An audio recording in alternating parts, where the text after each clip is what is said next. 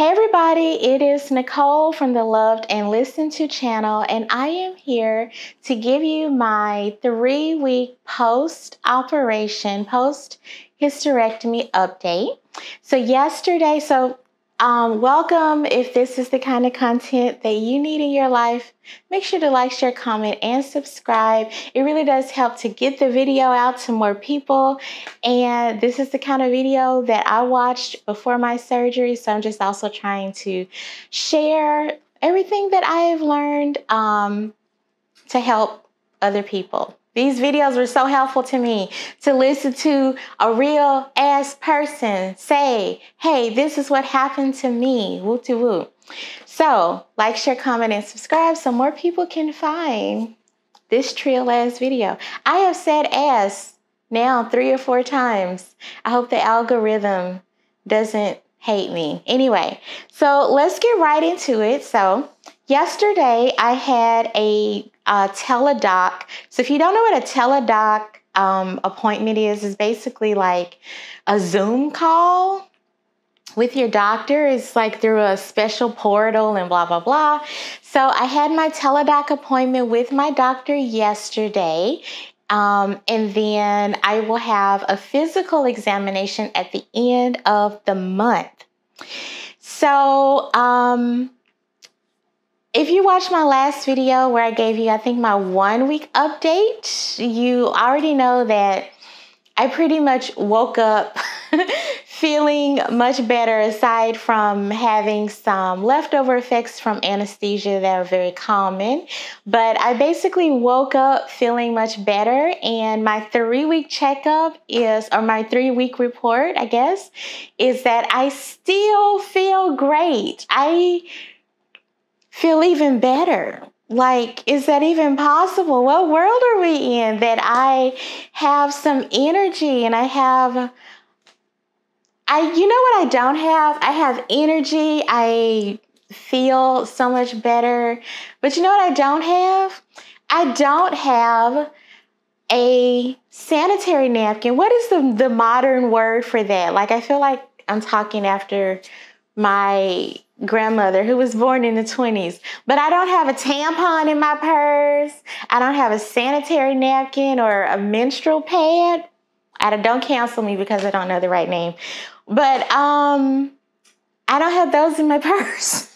And it's been so long since I've been able to say that, because my Aunt Flo was coming whenever she would like to. She was just, hello, are you home? I don't care if you're not home. Boom, kicking in the door. She was going to come in anyway. So as you can probably tell, I'm very happy. I had a very good report from the doctor. And like I was saying before I got really silly, I have much more energy. I feel great. I am not bleeding. My nails are hard again. So one of the side effects of losing a lot of blood months and months and months and months and months in a row is that your nails become very brittle. I never had naturally brittle nails. Even my toenails were brittle. What kind of sense is that? What kind of sense is that? Yeah, my nails are like not brittle anymore. I have some color back in my face that looks normal. It's been great. It's been really great. So during my checkup appointment, the doctor asked me about my incisions. So I don't remember if I mentioned this in a video before I had the surgery, but the description of the surgery that I received said that I would have 4 incisions, 2 on one side of basically like your belly button, and then like 1 in your belly button, and then 1 on the other side of your belly button. So I have all of those, but I also have like 1 at the pelvic bone area. And I think I mentioned it before because it is kind of the one that has been the most bothersome. And I found out why during my appointment, so I will tell you. So what happened in my case was that my uterus was larger than she had anticipated. So if you're going to have a hysterectomy, they will probably send you to have imaging done, whether it's like an MRI or an ultrasound or both. In my case, because I had so much problems over feels like a long period of time, I had the ultrasound done first, and then I eventually had an MRI done with the dye, so the MRI with contrast. And so during all of the testing, the doctor thought she kind of knew the exact size of my uterus, but her measurements they were a little off. So my uterus would not fit through the vaginal canal. So I basically had something like a mini cesarean section kind of thing. And it looks similar to that kind of scar wound, and it's in a similar place. So if you're a lady who's had a cesarean, then you kind of know what I'm talking about. I never had one. I had to kind of look it up and try to understand what it looked like and where it is. But it's right where like your pubic hairs start to grow. It's like way down there. And so I found out, I didn't know, honestly, I'm going to be honest. After I woke up from the surgery and like started to come back to life, basically, I was so happy that I wasn't bleeding anymore, and I was starting to feel so much better that I was like, okay, it took them five incisions instead of 4.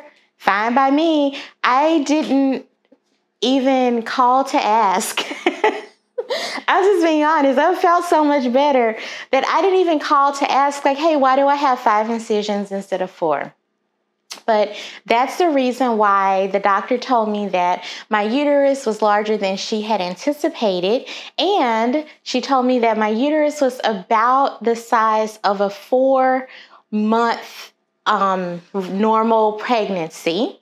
And having this going on in there was really contributing to, like, I felt heavy all of the time. If you're going through this, you know what I'm talking about. But if you're not, and you're just, listening to try to understand what someone else is going through, if you can imagine something heavy, like on the inside of your body, just kind of constantly pulling you down, that's how it felt. And also, I feel like the large size also made my lower back pain worse. So since my hysterectomy, I do still have to manage and stretch because I have sciatic pain. So I do still have to manage that kind of stuff. I have to, walk a little bit right now. I can't do a lot of adventure stuff right now. But I have to walk and stretch and stuff to manage that. But it is substantially less painful than it was before the hysterectomy. Please ignore the cat who's been asleep for hours, and she heard me turn on the camera, and now she wants to come say hey to y'all. So that's another symptom that has been improved and or gone away, since I had the surgery. But I found out why I have 5 incisions.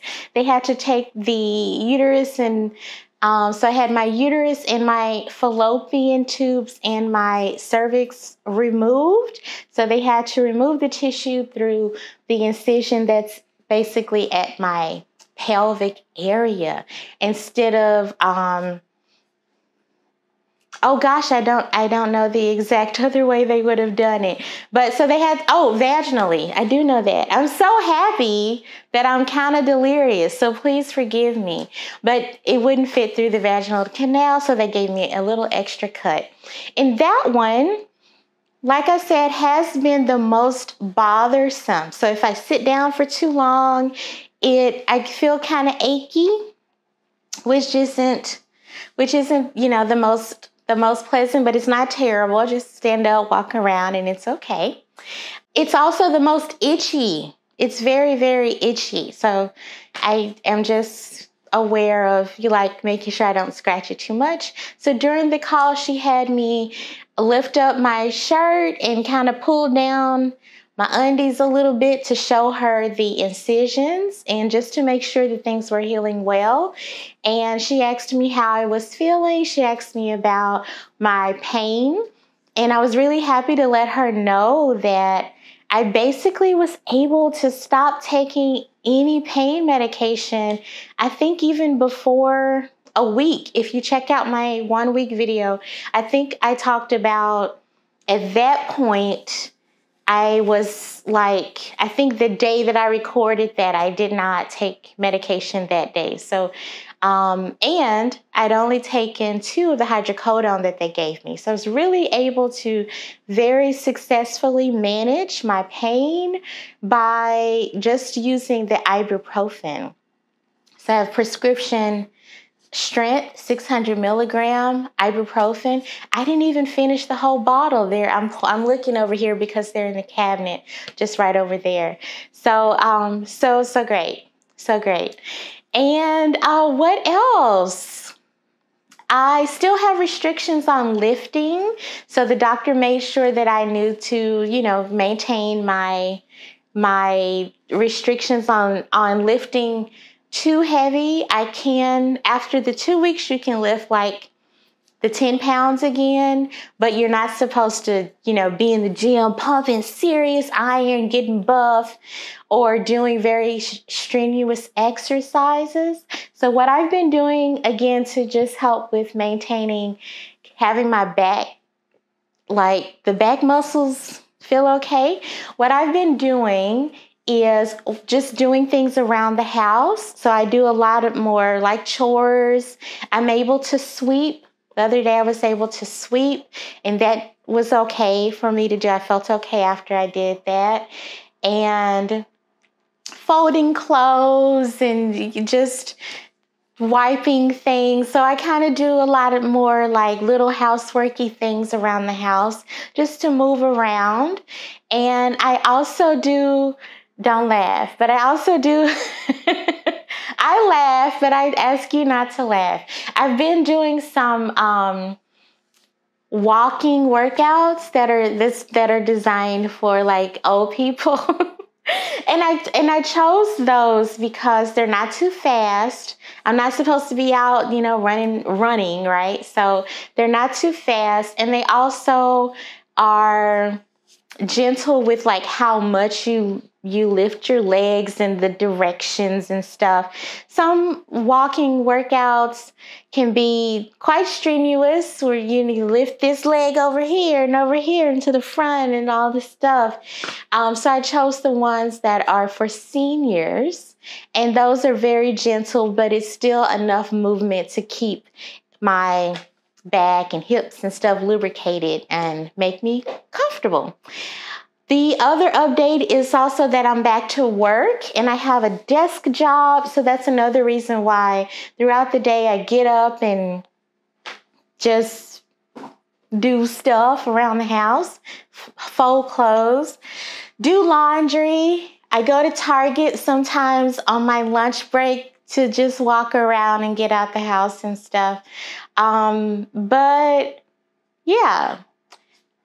What else? Oh, the last thing that I will share is that I told the doctor, she asked me about bleeding and discharge and stuff. And like I said in my last video, I still have not had any bleeding. It is amazing. I went to dinner with a friend the other day, and I was like, oh my God, I don't have to worry if I'm going to start bleeding. One of the worst experiences that I had somewhat recently was I went to the movies. I went to the movies by myself. I was dressed in all black. As you can see, I'm starting to wear colorful clothes because I don't have this constant fear of getting blood on my clothes. I wore a lot of black. My closet is 70% black right now. partially because of this bleeding stuff. But anyway, I went to the movies and I was having a great time at the movies, and I could kind of feel something was starting to happen. And by the time I got home, it was just like a murder scene. It was horrible. I was very thankful that I had not, like bled onto the seats and all this stuff. It was horrible. It was absolutely horrible.